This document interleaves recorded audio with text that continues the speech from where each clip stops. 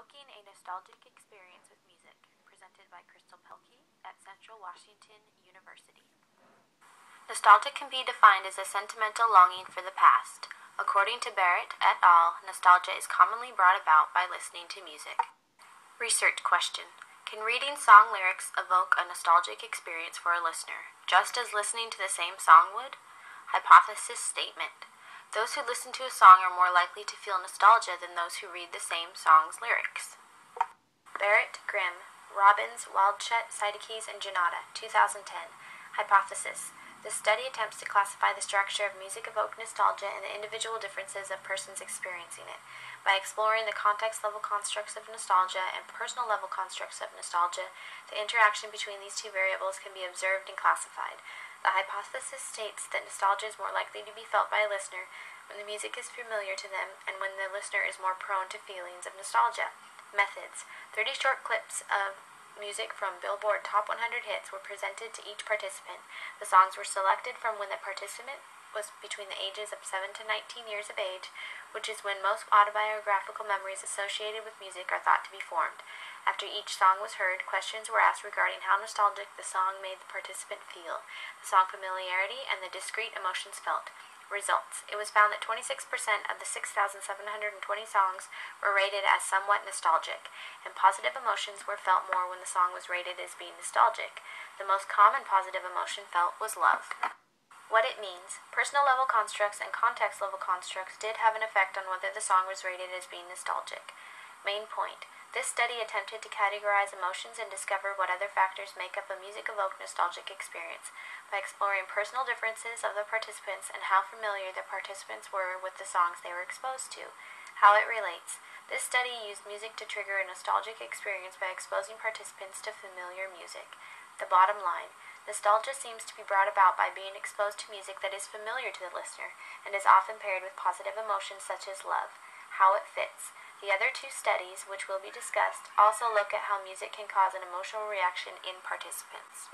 Hunter, Schellenberg, and Schimmick, 2010, Hypothesis. This study looks at the differences between listeners' perceptions of emotion in music and the actual emotions felt when listening to the musical pieces.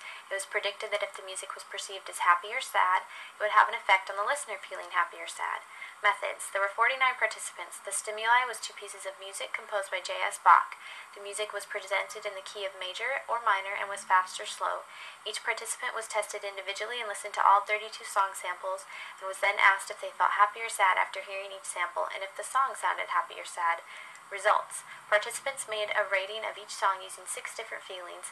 There were significant main effects that found perceived responses were higher than those felt, and happiness was higher than sadness ratings. What it means. Emotions were affected by the tempo and mode of the music. The main point. How a song is perceived or how it sounds has an effect on how it makes a listener feel. By presenting stimuli that were changed to either sound happy or sound sad, the emotions felt by the participants were different. It relates. Music is used to evoke emotions, which is also the main point of the current study.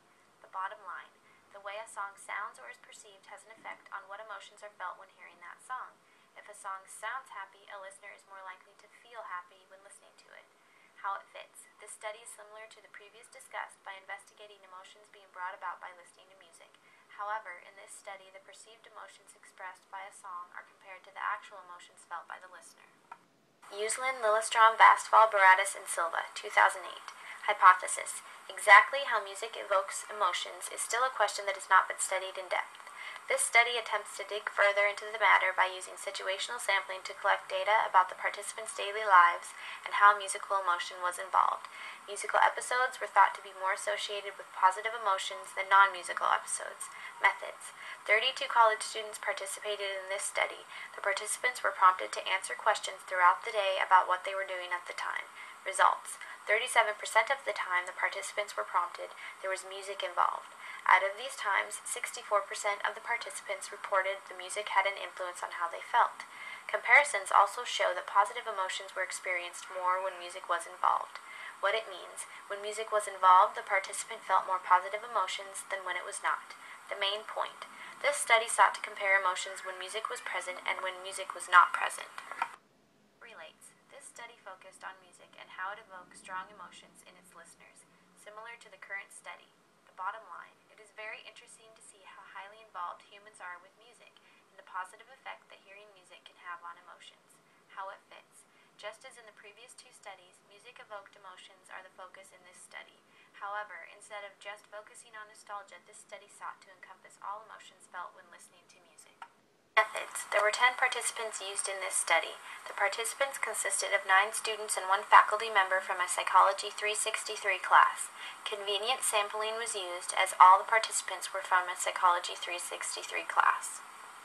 The design used is between subjects with a single factor. The IV is music, which has 2 levels.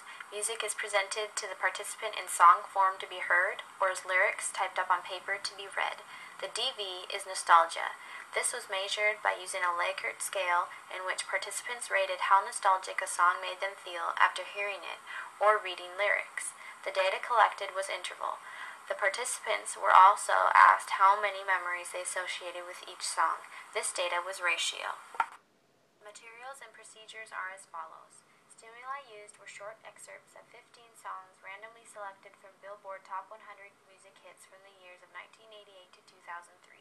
The song excerpts were typed up as lyrics to be read. The participants were exposed to the music by listening to a song for the experimental group or by reading lyrics in the control group. A definition of nostalgia was read to the participants before they began. After hearing a song excerpt or reading song lyrics, the participants were asked how nostalgic the song made them feel and how many memories they associated with the songs.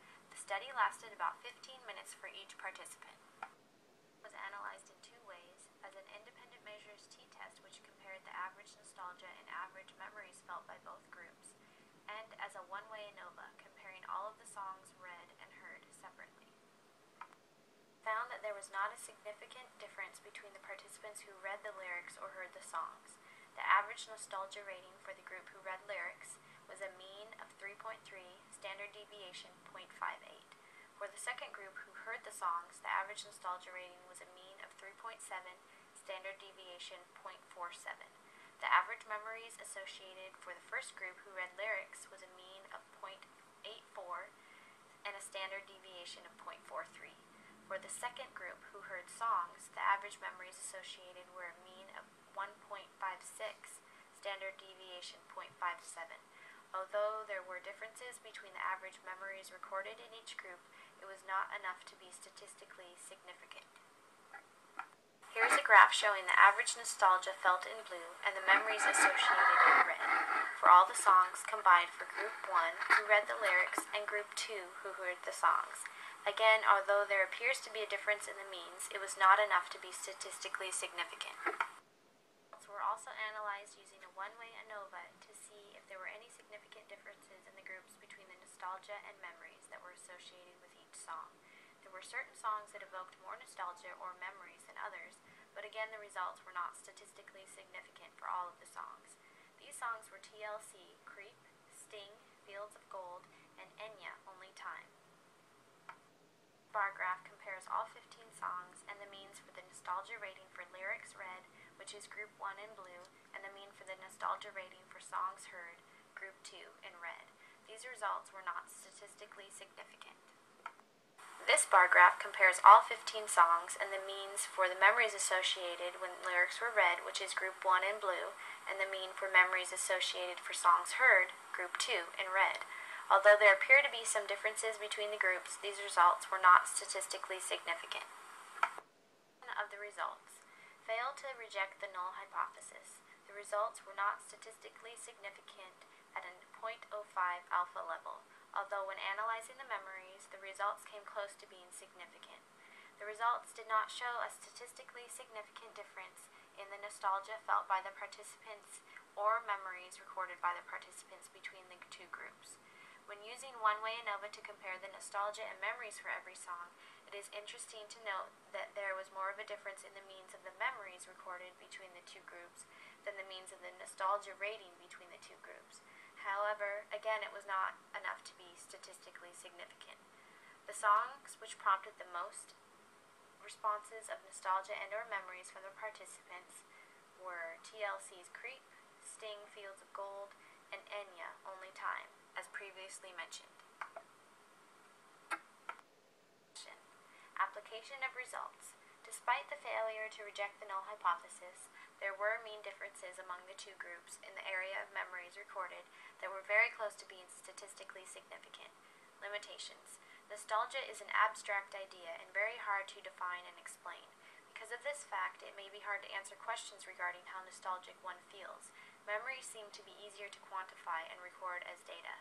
Future directions. Improvement can be made by focusing mainly on memories associated with the music and the song familiarity, instead of just measuring nostalgia as the DV. Also, having a wider range of songs and lyrics available from all of the years selected and using more songs from recent years would also cater to a larger age range of participants. Also, a sample size greater than 30 may provide statistically significant results. References. Are there any questions?